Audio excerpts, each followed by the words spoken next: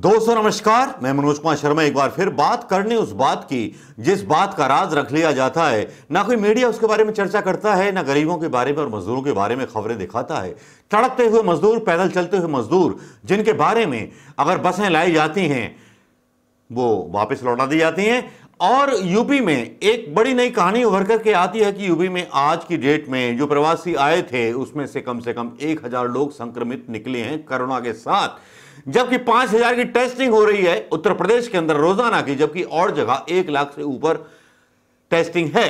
यहां सवाल किया जाता है इस बात का कि साहब कांग्रेस शासित राज्यों में जो है मुंबई, जबकि कांग्रेस शासित नहीं है, उद्धव ठाकरे उसके मुख्यमंत्री हैं, वो महाराष्ट्र पे राज करते हैं और महाराष्ट्र में उन्होंने टेस्टिंग का पूरा ध्यान रखा है अपने महाराष्ट्र को, अपने मुंबई को सुरक्षित रखने के लिए। उसके बाद भक्तों की ये टिप्पणी आती है और आरोप आते हैं, तब क्या शर्मसार इंडिया नहीं होता?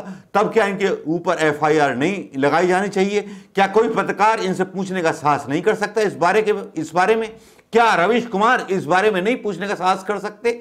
या कोई पत्रकार जो दिल का खुला हुआ हो यह नहीं पूछ सकता इन भारतीय नेताओं से, भारतीय जनता पार्टी के, कि भैया वहां टेस्टिंग ज्यादा हो रही है, यूपी की टेस्टिंग बढ़ाओ, जबकि यूपी के हालात और ज्यादा बिगड़ने वाले हैं। अहमदाबाद के हालात बिगड़ गए, जबकि यह फैला दिया गया है सिनेरियो कि तबलीगी जमात वाले लोगों ने फैलाया कोरोना।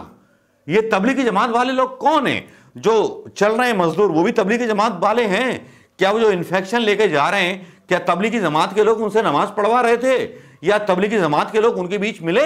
एक बहाना ढूंढ लिया हिंदू मुस्लिम करने का, दिमाग में एक सेट कर दिया मीडिया के द्वारा एक झूठ जो सबको दिख रहा है। लेकिन इससे होगा क्या? इससे देश का नुकसान होगा, इससे देश की ही अर्थव्यवस्था डूबेगी और अर्थव्यवस्था डूब चुकी है। कोई प्लान प्रधानमंत्री मोदी के पास नहीं है। जो बोलते थे मैं साहब ये करके आया हूं, मैं वो करके आया हूं, मैं खुद बनाऊं, मैंने खुद अपने आप को बनाया है, लेकिन देश को आपने कितना बनाया? देश को क्या दे दिया? ये तो बता दो, इस सवाल का जवाब तो दे दो। लेकिन आप इस सवाल का जवाब नहीं दोगे। इस सवाल का जवाब अगर कोई पत्रकार आपसे पूछेगा तो उसके खिलाफ एफआईआर कर दी जाएगी, उसके खिलाफ उसको उसकी औकात याद दिला दी जाएगी। लेकिन यहां पर मैं अमीश देवगन की तारीफ करना चाहूंगा। अमीश देवगन कि हालांकि मैं बुराई करता रहा हूं, राजीव जी का हुआ था उनके साथ लफड़ा, भांड वांड का जो भी हुआ हो, लेकिन एक पत्रकार की शायद आत्मा जाग गई है या क्या प्लानिंग है, जो सवाल शहनवाज से पूछ लिए समित पात्रा को निरुत्तर कर दिया और आज की भी डिबेट में उसने वाट लगा दी। सोशल मीडिया पर इनके सबके वीडियो देख लिए होंगे, तो ऐसे पत्रकारों को धन्यवाद कहना बनता है। उनके लिए यह कहना बनता है वेल डन करते रहिए हिंदुस्तान के लिए, लेकिन हिंदुस्तान के उन गरीब और मजदूरों को मत भूलिए जो अपनी भूख से सत्ता को पलट सकते हैं। ये सत्ता जो है केवल इन्हीं लोगों ने हाथ में थमाई थी। प्रधानमंत्री मोदी जी को जो गरीब गरीब का नारा दिया था, जब उन्होंने ये बोला था अपने भाषण में कि गरीब ही बीमारी से निपटता है, गरीबी झेलता है सारी चीजें, लेकिन उन गरीबों के लिए प्रधानमंत्री मोदी जी ने क्या किया? उन मिडिल क्लास लोगों के लिए प्रधानमंत्री मोदी जी ने क्या किया?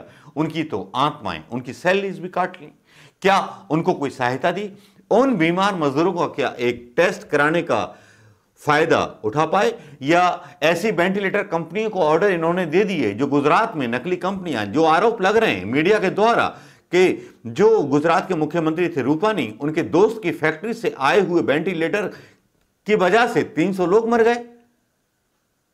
क्या इन अनियमितताओं पर बात करना जरूरी नहीं है? क्या इन अनियमितताओं पर सवाल करना जरूरी नहीं है? अगर ये सवाल करना जरूरी नहीं है तो हर व्यक्ति जो सवाल पूछने वाला है वो देशद्रोही है, उसको फांसी लगा दो, लगा करके चौराहे पर। सब मरने को तैयार हैं।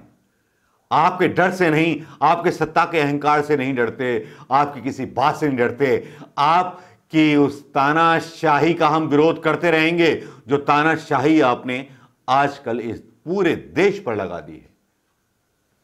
पत्रकार भी बोलेंगे, मजदूर भी बोलेंगे, ये भूख सत्ता हिला देगी।